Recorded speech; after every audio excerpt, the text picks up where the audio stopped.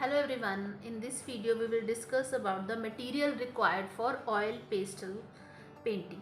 अब oil pastel करने के लिए आपको जो जो मटेरियल चाहिए, सबसे पहले हमें एक शीट्स चाहिए। अब ये जो मैंने एक नोट पैड लिया, ये जो स्केच बुक है, ये स्केच बुक बेस्ट है जिसमें आप ऑयल पेस्टल कलर्स भी कर सकते हो, वाटर कलर भी कर सकते हो, आप इसके ऊपर पेंसिल शेडिंग भी कर सकते हैं और इन शीट्स के ऊपर आप जो है अपना चारकोल पेंटिंग भी बना सकते हो।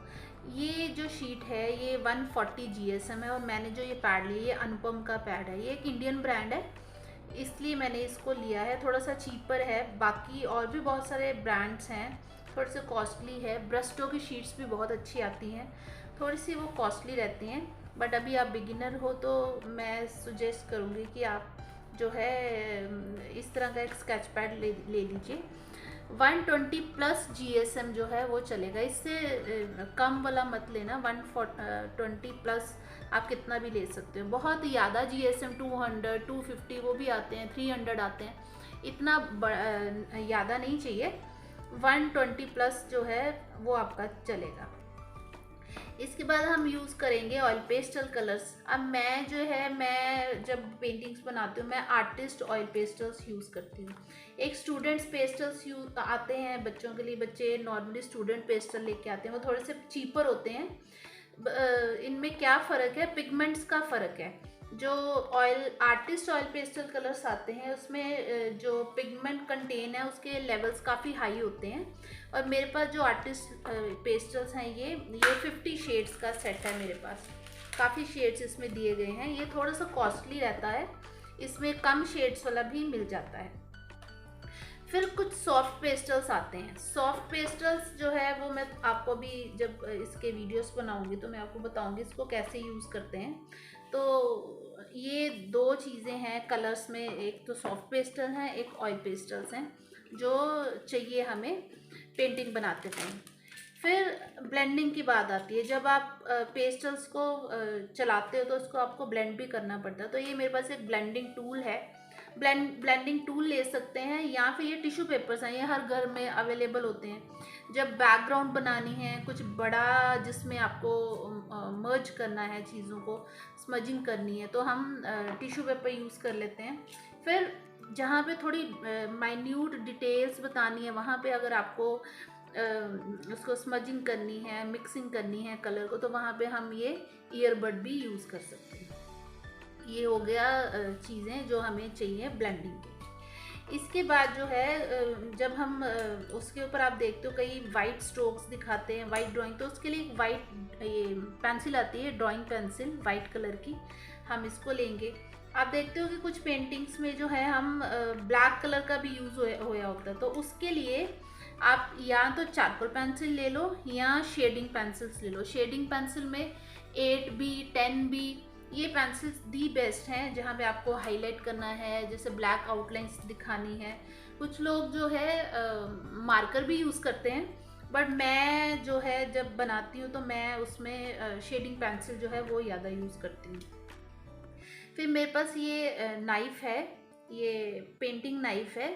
तो ऑयल पेस्टल में कहीं पे हाइलाइट्स देने के लिए कलर को निकालना पड़ता है, तो उसके लिए मैं दो चीज़ें यूज़ करती हूँ। मैं एक तो नाइफ़ यूज़ कर लेती हूँ और एक मेरे पास ये कटर है। इससे भी बड़े अच्छे से जो है हमारी चीज़ें जो है हम उसको निकाल सकते हैं, कलर निकाल के जो भी एरिया है उससे हम जो है हाईलाइट कर सकते हैं। उसके बाद ये वाइटनर है, वाइटनर भी यूज़ हो जाता है आपके ऑयल पेस्टल कलर्स के ऊपर। थोड़ा सा ऑयल पेस्टल्स के बारे में और चीज़ें हम जान लेते हैं। अब जो ये ऑयल पेस्टल है ये एक वर्सेटाइल मीडियम है। इसके लिए सरफेस, एक तो जब अब आपने स्कूल में यूज़ करना है तो अभी हम कॉपीज ले रहे हैं, वैसे आपको अब जब यूज़ करना है तो इसके लिए हम कार्डबोर्ड भी यूज़ कर सकते हैं, हम कैनवस भी यूज़ कर सकते हैं, आप वुड पे भी यूज़ कर सकते हो, स्टोन पे भी यूज़ कर सकते हो।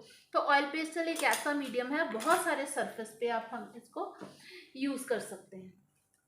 ठीक है, तो जब हम इसको ब्लेंड करते हैं, अभी मैंने क्लास में देखा था ऑयल पेस्टल के साथ साथ कुछ बच्चे क्रेयॉन्स ले आए थे। उनको लगा कि क्रेयॉन और ऑयल पेस्टल में क्या डिफरेंस है, हम मैम इसी से कर लें। तो मैं ये बताना चाहती हूँ कि ऑयल पेस्टल कलर और क्रेयॉन जो है वो थोड़े डिफरेंट कलर्स होते हैं। ऑयल पेस्टल जो होते हैं थोड़े रिच होते हैं, सॉफ्ट होते हैं, क्रीमी होते हैं, इजी टू ब्लेंड होते हैं, लेयर्स इससे अच्छी सी बन जाती हैं, मिक्स करना इजी होता है, शेड बनाना इजी होता है। इवन आप अपने फिंगर्स के साथ भी इसमें जो है इनके शेड्स जो हैं आप इनकी मिक्सिंग जो है कर सकते हो। बट जो क्रेयॉन्स होते हैं वो थोड़े से हार्डर होते हैं और उसको ब्लेंड करना थोड़ा सा मुश्किल होता है। इसके बाद जो है इनको जब आपकी पेंटिंग पूरी बन जाती है तो आप देखते हो कि अगर आपने शीट के ऊपर बनाया है तो अगर तो उस शीट के ऊपर कुछ दूसरा पेपर नहीं है तो ये मिक्स होते रहते हैं, इधर उधर कलर आपके लगते रहते हैं। तो उसके लिए जो है फिक्सर्स आते हैं। ये फिक्सर्स होते हैं जो हम पेस्टल्स में यूज़ कर लेते हैं। चारकोल भी जैसे आप देखते हो जब हम चारकोल पेंटिंग करते हैं वो भी हमारी इधर उधर दूसरी शीट्स के साथ लग के वो भी ख़राब हो रही होती हैं। पेंसिल शेडिंग, तो पेंसिल शेडिंग के लिए ऑयल पेस्टल्स के लिए ये फिक्सर्स आते हैं।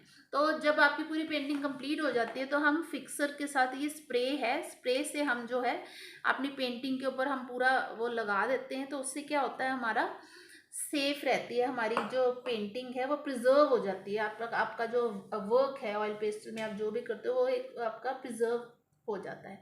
फिर जब भी आप ऑयल पेस्टल फ्रेम कराते हो तो मैं सुजेस्ट करूँगी कि आप हमेशा ग्लास फ्रेम कराएं। जैसे आजकल मैट फिनिश में भी आते हैं या शीट्स भी लगवा लेते हैं। ग्लास फ्रेम में आपकी पेंटिंग जो है ज़्यादा सेफ रहती है। तो यही सब था आज का ऑयल पेस्टल के बारे में। और इसका जो ओरिजिन है वो वैसे जापान की टेक्निक है, जापान में इसका ओरिजिन हुआ था। अब तो वर्ल्ड वाइड हर जगह ऑयल पेस्टल जो है यूज़ किए जा रहे हैं। 1925 में जो था इसका ओरिजिन हुआ था। तो बहुत अच्छी टेक्निक है, बहुत बेस्ट टेक्निक है। और 11th और 12th के बच्चों को तो ऑयल पेस्टल कलर्स जो हैं अच्छे से सीखने चाहिए, क्योंकि ये आपके पेंटिंग सब्जेक्ट में सिलेबस में भी हैं। आपको स्टिल लाइफ्स बनानी पड़ती हैं इसमें। और ये ऑयल पेस्टल आपके 11th में भी यूज़ होते हैं और 12th में भी यूज़ होते हैं। तो बस यही सब था ऑयल पेस्टल्स के बारे में। One more thing I want to add, अब ये मैंने कैमल के लिए हैं या मैंने जैसे अनुपम का पैड यूज़ किया, ये मैं किसी चीज़ को स्पॉन्सर नहीं कर रही हूँ। मेरे को ये अवेलेबल मिले मार्केट में, उस टाइम यही थे शॉपकीपर के पास, तो मैं यही ले आई। तो आप और भी बहुत सारे ब्रांड्स हैं जिनके पेस्टल्स मिलते हैं, आप उनको यूज़ कर सकते हो। फिर ये जब आपने यूज़ करना है इसको, कटर को, तो ये बहुत ध्यान से यूज़ करना है क्योंकि शार्प टूल है और चोट लगने के चांसेस भी रहते हैं। तो आपने कटर को, जब भी हमने कलर निकाला है, तो जब मैं वीडियो बनाऊंगी तो इसको यूज़ कैसे करना है वो भी मैं आपको दिखाऊंगी। कुछ ऑयल पेस्टल्स में जो है वो प्लास्टिक कटर भी देते हैं। जैसे इसमें तो प्लास्टिक कटर नहीं मिला है, वो स्क्रैप करने के लिए, उसको एक्स्ट्रा कलर को निकालने के लिए वो भी टूल्स मिलते हैं, आप उनको भी यूज़ कर सकते हो। और थोड़ा सा इसको ध्यान से यूज़ करेंगे। And thank you so much.